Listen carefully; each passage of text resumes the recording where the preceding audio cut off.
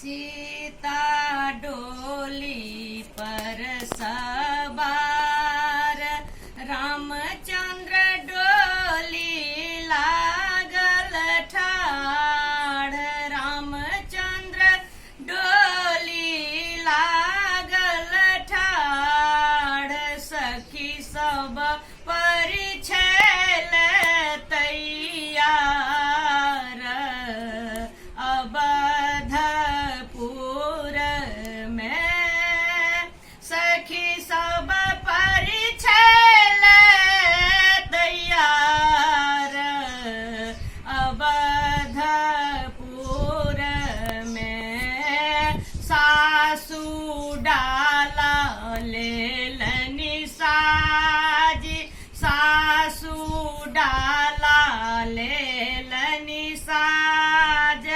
लेलनि कलश सजाई, लेलनि कलश सजाई। सखी सब परिछैल तैयार।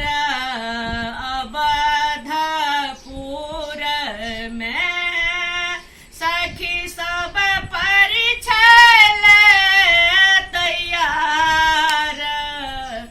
अवधपुर में चार के मुठला लेलनि हाथ, लेलनि दिया राजराई। चार के मुठला लेलनि हाथ, लेल दिया राजराई। सेकलनि सुहाबी के गाल।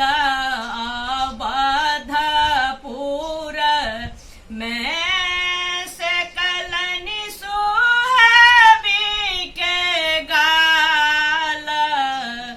अवधपुर में सखी सब परिछैल तैयार। अवधपुर में सखी सब परिछैल तैयार।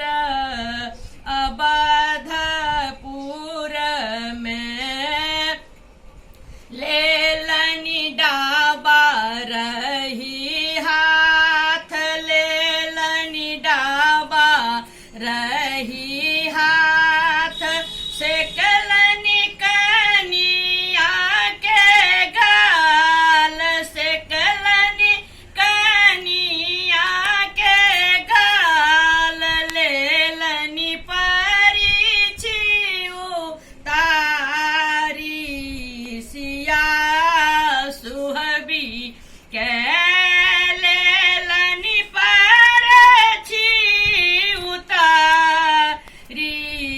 सिया सुहबी के सखी सब परिछैल तैयार। अवधपुर में सखी सब परिछैल तैयार।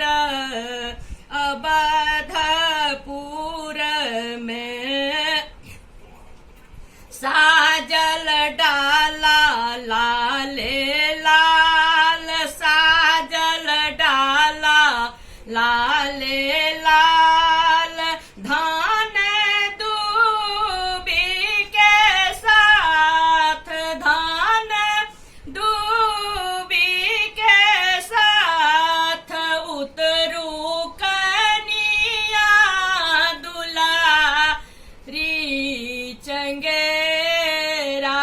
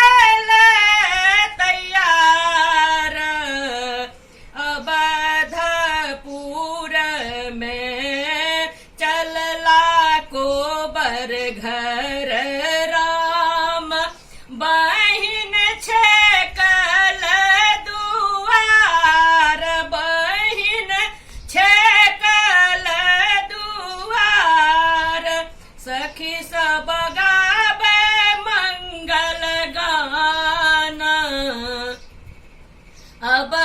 अवधपुर में सखी सब गावे मंगल गाना